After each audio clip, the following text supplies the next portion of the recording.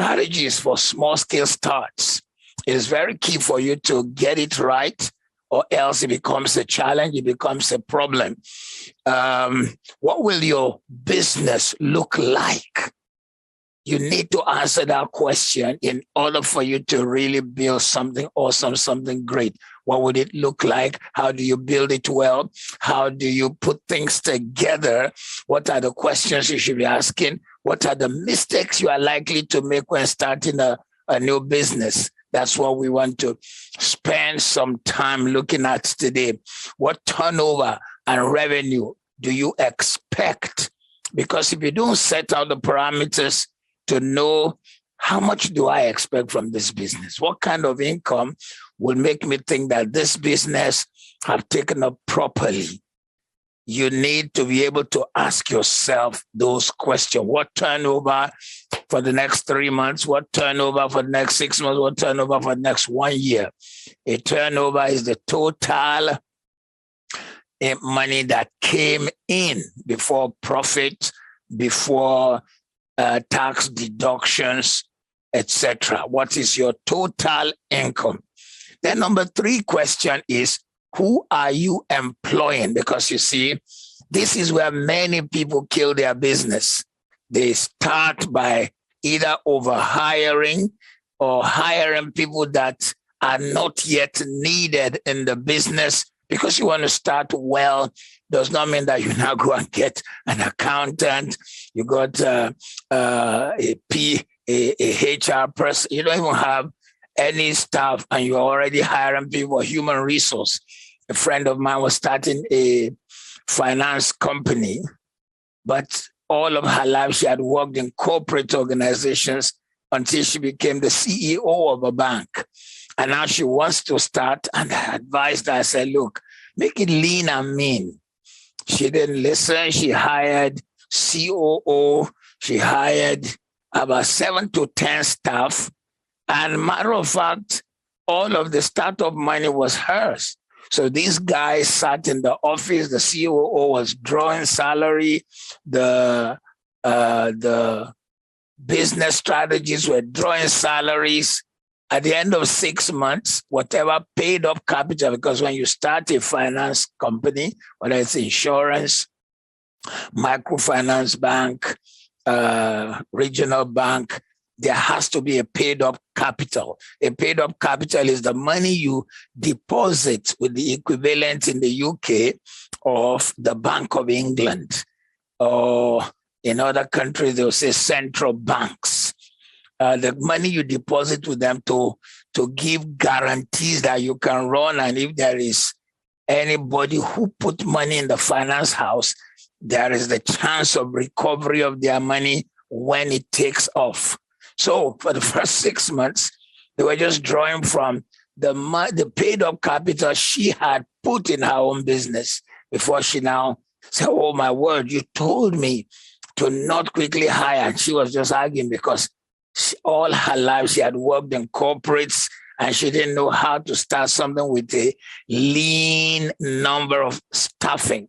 She started so big, and so it cost her so much. So who are you employing? In the start of a small business, you must learn that you are probably the first and only staff at the moment. Do not overload anything with so many people, and then all your money is going into taking care of people who do not yet catch and do not yet have the passion for the work you want to do.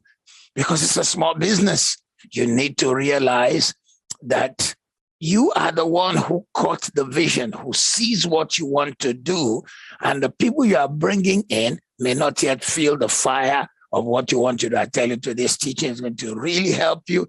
Many of you are starting something here and there, and you're wondering, am I doing it right? My daughter is helping me. My son is helping me.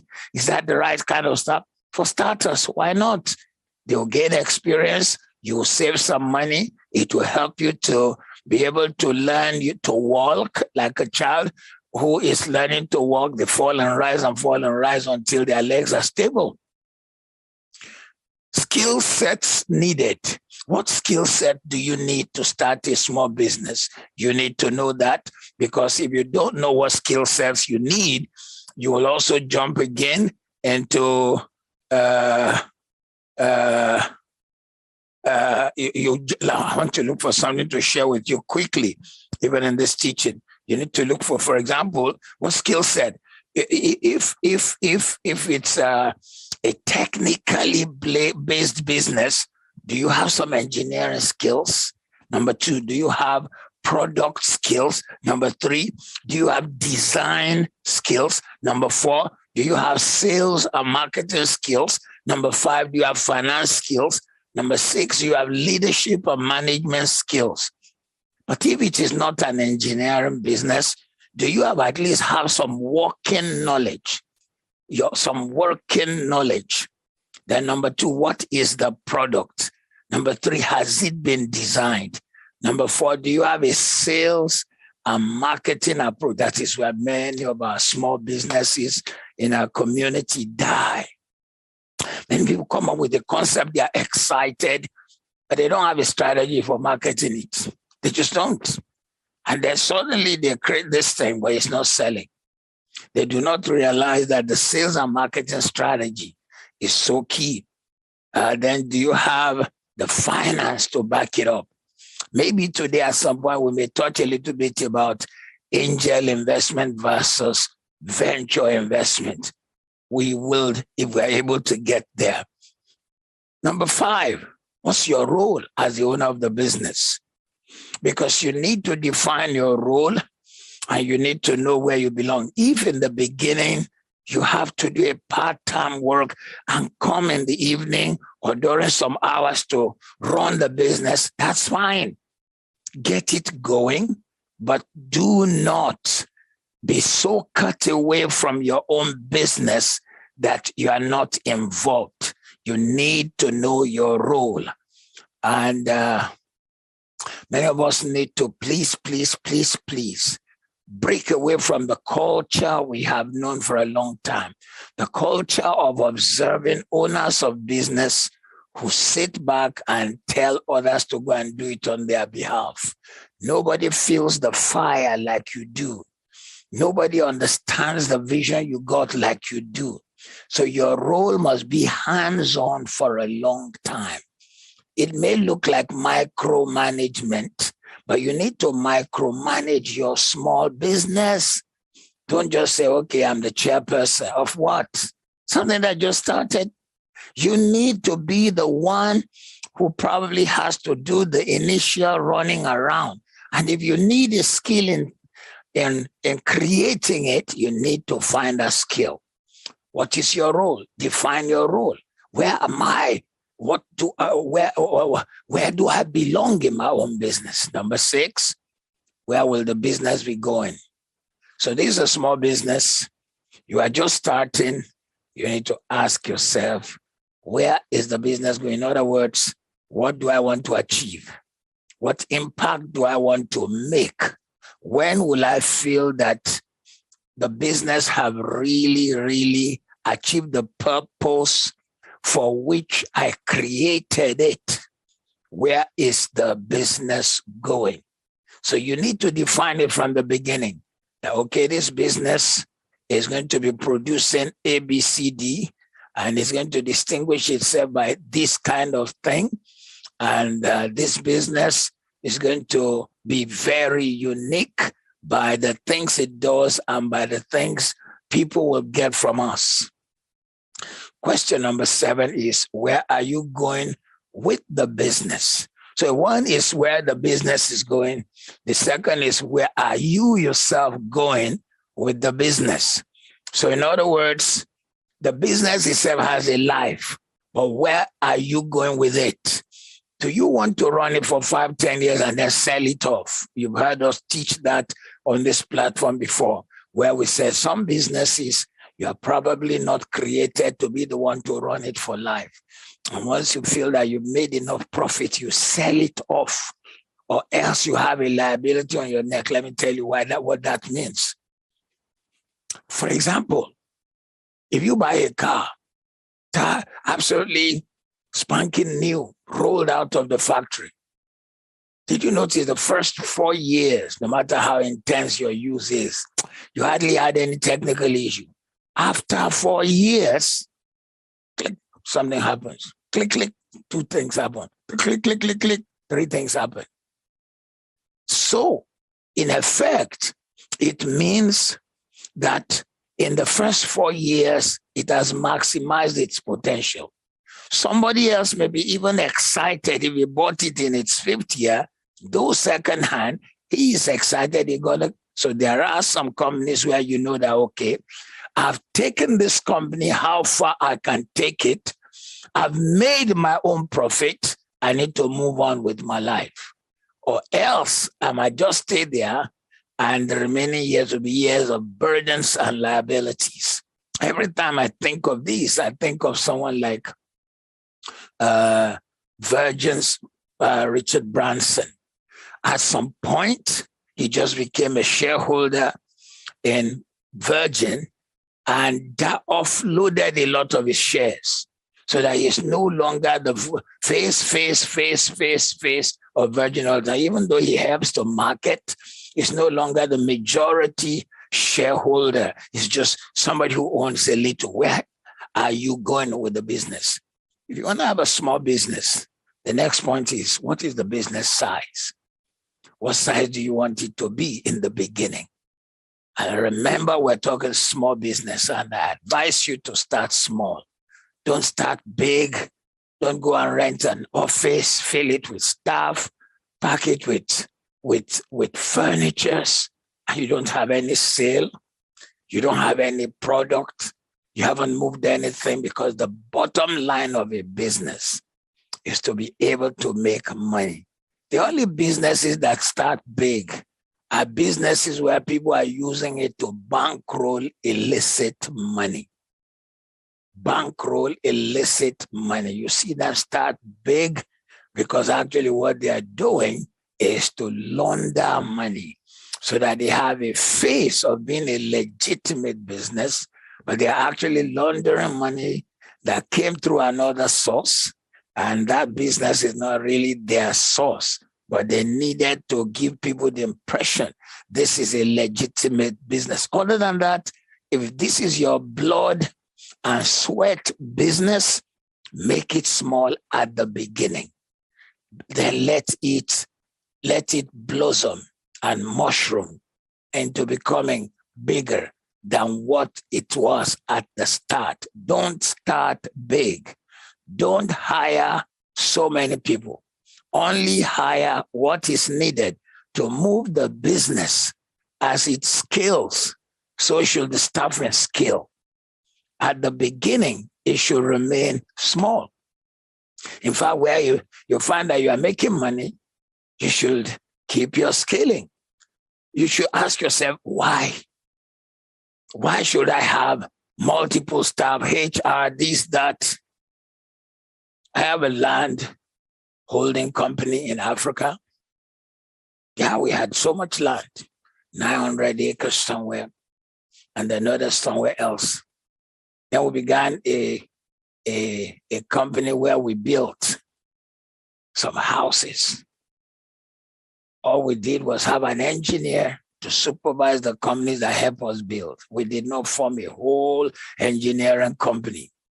So we had a company that built, and we paid them for the work they did, while subscribers were paying them. The subscribers gave us all kinds of problems.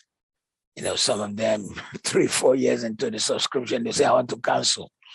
We made some mistakes. We didn't put in the contract whereby we say, you cancel, you lose all your money. You'll make it difficult for them to cancel. I wish we had done that in the beginning. But now we're telling them, of course, we've rewritten the thing, because at the end of the day, we haven't even given them their deed. We're rewriting and say, you want your money back, you will lose more than 25%, and we'll pay you back at the rate at which you paid it. So some are slowing down and wanting us to complete, because we have started building for them when they were starting to change their mind. But what I'm trying to show you is that we didn't hire people based on the enormity of the work. Then in the back end office, I have a chartered accountant who handles all the PAYE for the security guards on staff, the engineer. We have this chartered accountant who does the accounting of the company and liaises with our auditors. The same chartered accountant helps me to handle a few office matters with 1 or 2 support staff. Why? Because there is no huge profit margin on top of whatever we were doing to have had, and they have admin, have HR, and then you have so many people, and you have marketers. In fact, when we ventured into marketing to try to sell whatever houses we didn't have allocated, the one person we hired for the 2 years the person worked for us only sold 1 property and came back again up on top of salary, asked for commission on that 1 property. So let me share with you my own mistakes so you learn from it. Only 1 property was sold by the person, and they collected salary for 2 years. Demand every time they wanted to go to site with people who wanted, they asked for fuel for the car, which we also bought for the person to use while being in our under our staffing.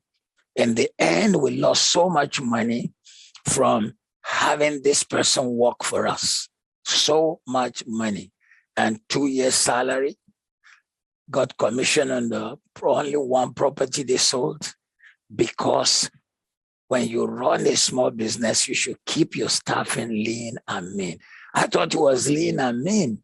When you listen to 2 men, oh, you should have hired a salesperson to help you market. Oh, I know 1 person who can do it well. And the persons don't feel the fire of what you want to do. So they end up drawing from you while you lost. Of course, you may be able to throw it into your total business and absorb it in the final sales, but you might just find that you've made that mistake. Of course, now we're offloading the land, and we're now making some money without even having to use that salesperson. You just needed 1 or 2 contact persons who brought people who now bought. Number 9, ultimate purpose of the business. Why do you have this business? What do you want to achieve with it? What do you want to do in the world of business with what you are running? So what is the ultimate purpose of your business? I'm just asking you this question, then we will now go to starting proper. What's the ultimate purpose? Why do you have it? Is it to have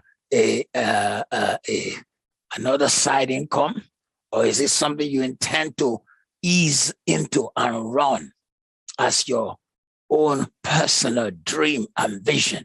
You need to be able to clarify this. What's the ultimate purpose of the business? Number 10, how will you measure the success of your business? Is there a method for measuring the success? Now, you need to have this from the beginning. You need to be able to have a method. Maybe money will be your method for measuring that. If we have this profit level, we have succeeded. Or if we have this level of people taking on our product, we have succeeded. You need to have a method of measurement. A method of measurement.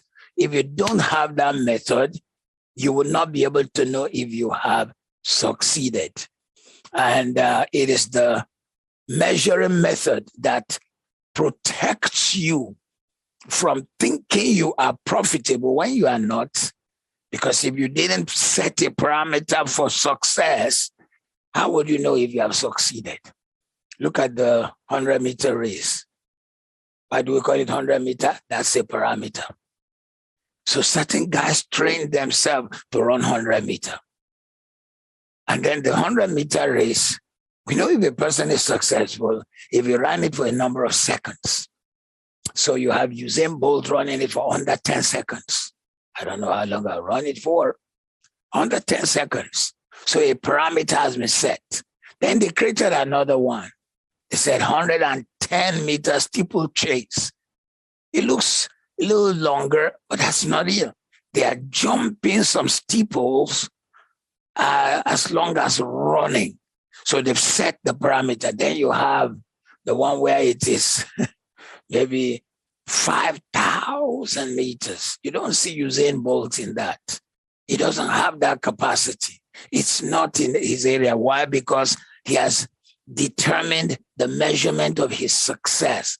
That put me in the 100 meters place. Once I'm done with that, I'm done. 5,000 meters, leave it to the Kenyans.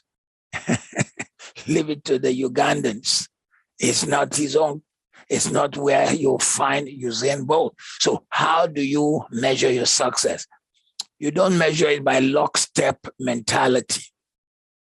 Lockstep mentality, which we all practice inside our head, is dangerous. It is when you are comparing your work with somebody else's work who is your mate, your neighbor, your ex-school friend, and you say, at least compared to Joe, who went to the same secondary together, I'm not doing badly. That's lockstep. That's not the best way to measure success.